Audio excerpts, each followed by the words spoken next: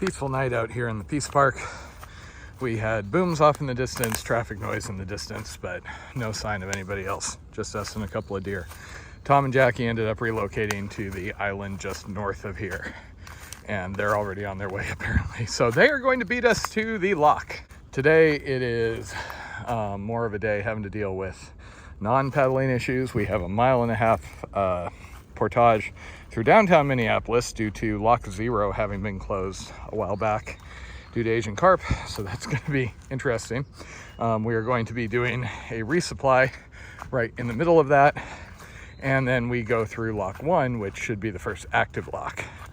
It's actually interesting, we were just reading a Facebook post about it. Turns out there is no portage route around that, so the recommendation is just get there while it's operating. Fortunately, it operates till 3:30 on Friday. It is currently Friday. So yesterday was actually the warmest night in the tent so far. We were both sitting there over dinner, just kind of like dripping sweat. But it will not be the last warm night by far. And our boat survived the night in its little hidey hole. 8:30, we are on the water. It was a weird morning in Camp Massatators. Jen was in the tent way later, I think, and so that completely threw off my work day. It is already far more comfortable on the water, though it is going to be warm today. We can tell already. It is supposed to get to 91. There is a chance of rain later in the day, and quite frankly, I am not upset about that option.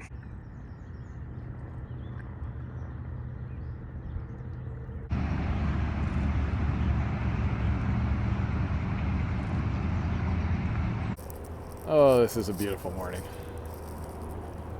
Other than the traffic noise, which is pretty horrific.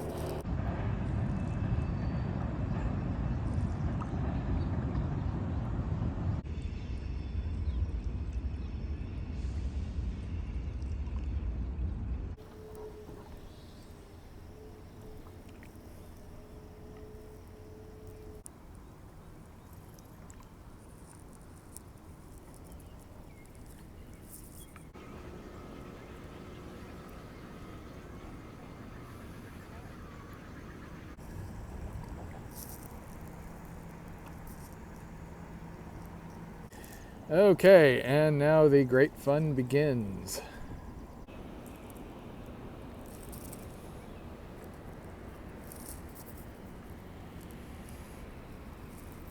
This is Flagpole Plaza. It is the start of the 1.5 mile portage we have to do, which is fortunately along a bike path, so shouldn't be too bad. Jen is currently running off to Whole Foods in order to get us our resupply, and then we start walking. Doing a quick supplemental resupply at the Whole Foods close to the Portage takeout, and hopefully get some good cold fresh food there too. Oh, that's beautiful. So in general, I've been in the mud boots. They work really well for getting in and out of the water, and they don't come off in the mud. However, when we're walking, these are rather comfortable. We brought these instead of tennis shoes because there was no point in having something extra to pack, and these are pretty much indestructible. So this lock is actually kind of interesting because unlike the others, it does not actually have a portage to get around it. Should get to actually ride through it, which I've been looking forward to. No socks, and we're getting off and walking around the islands. If you're wondering how we're recording this, it's just I care that much. And Jen yells at me, oh! And if the wheels stay on, you know, for the entirety of it, we'll call it good. They'll go over like a... So I guess that's what we were going around. So far we have hit 0 cyclists.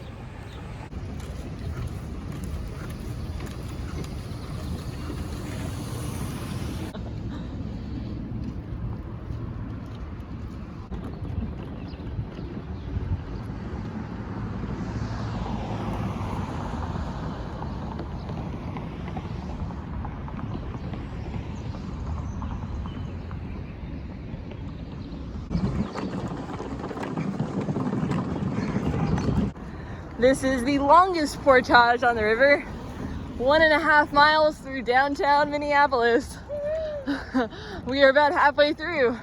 I am exhausted just from carrying this Bill's bag. Matt has carried the Bill's bag, 2 small bags, and a boat. And he is dancing around in joy because There are lots of people passing him, giving him interesting looks, and asking him questions about the trip. And yoga pants. So these videos are actually a good amount of work, but one of the cool things is just the people we meet. Turns out, guy that just met us back there, he's been following me since Key West, and we happened to come right by his home. So he came over, got to meet him, brought us some root beer. Got a Portage sign. Oh, at last. I want to do more. More people Oh. And now it is on. 6 miles to the lock, you said? Yeah. Downside, no more portaging today. That is an upside. I'm really feeling the portaging at the moment. Enough for the week. I got to talk to so many people during that section. That was awesome. Also, walking through downtown with a 17-foot canoe is kind of ridiculous and appeals to my sense of existence. It is in the 90s today, so that sand was actually painfully hot on our feet. And the masked taters making her way through Minneapolis. Oh, I miss currents.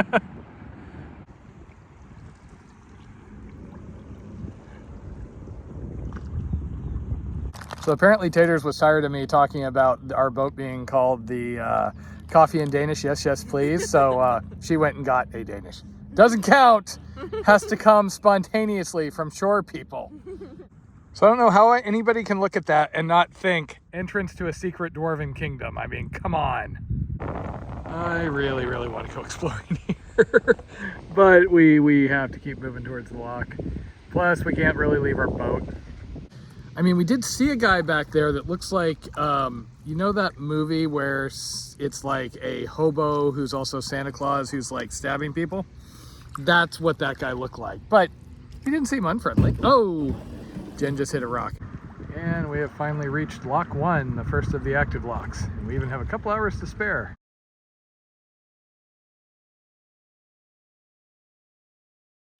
So we didn't actually see the cord, but pulled out the radio, and the lock has just told us that it's going to be a couple of minutes to hold here, and then they'll let us know once we're inside. So we've heard different things as far as just to use a cell phone, that's fine, or having the marine radio.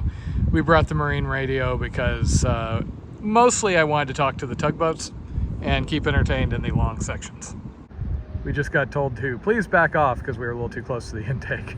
So we just had the lockmaster come out and say, we don't even have to hold into the ropes because we're the only boats. We get to kind of sit in the center, and the only rule is don't flip over. The locks basically exist to let you move from lower to higher water or vice versa. There are 29 of them, though lock 0 is out of service, so we have 27 after this one. And the water just started going down quite suddenly.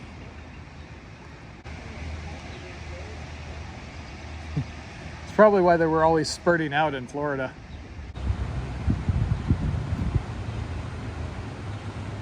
This is kind of cool, just the scale. This has got to be cooler in a boat our size versus an actual like big boat.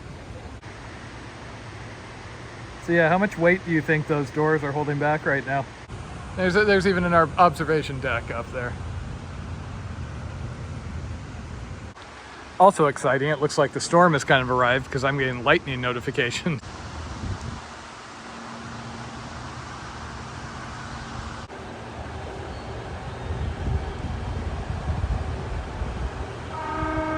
Okay, forward, Jen. Well, that was the coolest thing we've done today, if not this week. The scale of that is just kind of amazing.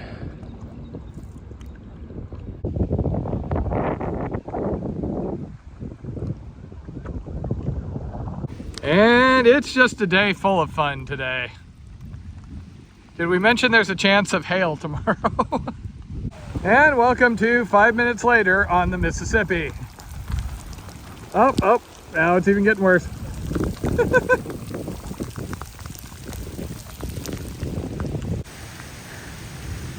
Fun times. So I was told there's a drought out here, and then I show up.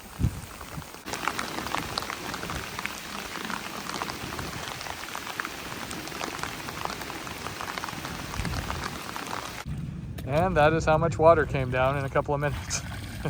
And it gets even better tomorrow, Jen.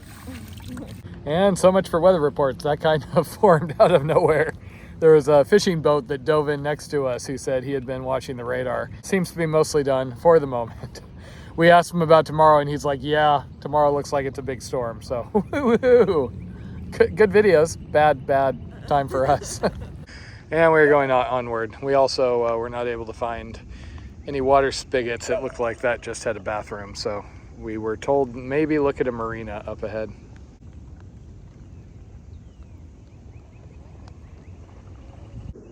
Things quieted down. We even got a little sunshine. We are currently trying to see if we can get water from this marina. We just need to fill our bottles. From this point on, we have to worry about the famous barge traffic, and we started to see them tied up everywhere. And just as we were drying out, it looks like we're about to get hit again.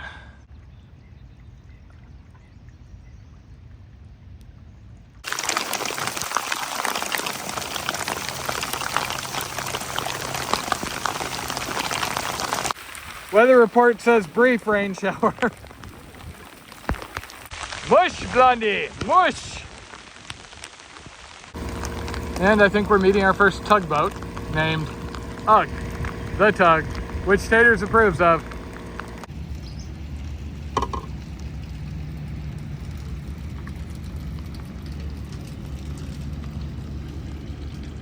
So the latest storm just passed us. We pulled over because Taters is up at yet another park trying to get water. Apparently no faucets or anything. She's having to fill out the bathroom, so we may be a little while. We'll see what the weather does. They're trying to block us before we can get through. It has just been a day out here. Also, we almost got run over by a tugboat, so that was fun. We came around a corner and the tugboat was coming out one of the side channels, so we got to brake rather quickly.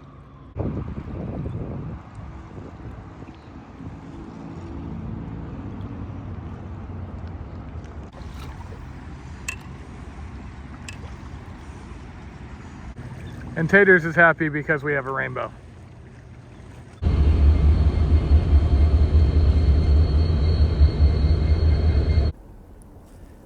And we're seeing tugboats in action here. So we've been watching the tugboat get this thing loaded up. They're not moving. And then this guy came around the corner. Looks like 3 wide by 4 deep. Per a comment I read, they actually get bigger flotillas further down because up here they have to be able to fit through the locks.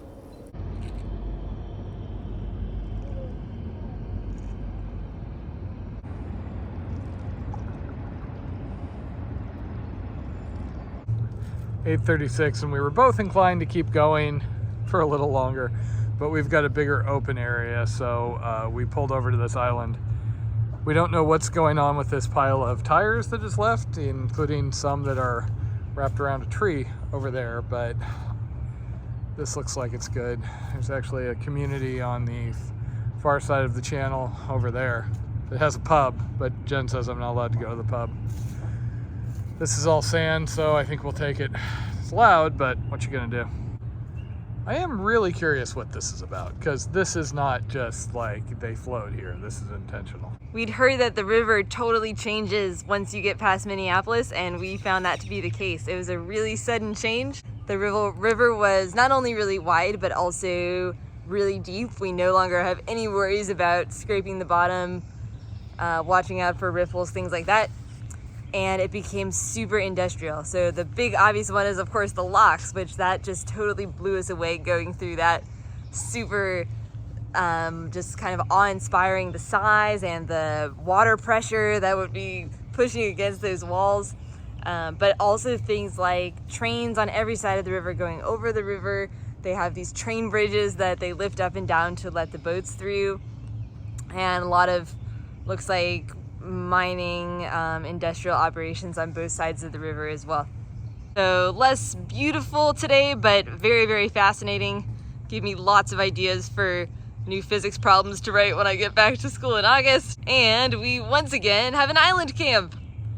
Island to ourselves. Tire island. Not sure what's up with the tires, but other than that, nice peaceful island. Tomorrow should be another interesting day. That's when the big storm hits. Last forecast I saw said 0.7 inches of rain, along with wind, thunder, all that. If it's storming in the morning, we'll just stay in the tent until it calms down a bit. But more likely it's gonna hit suddenly out of nowhere once we're on the water, and we'll just need to dive to shore quickly if it gets too rough. Home sweet home for the night.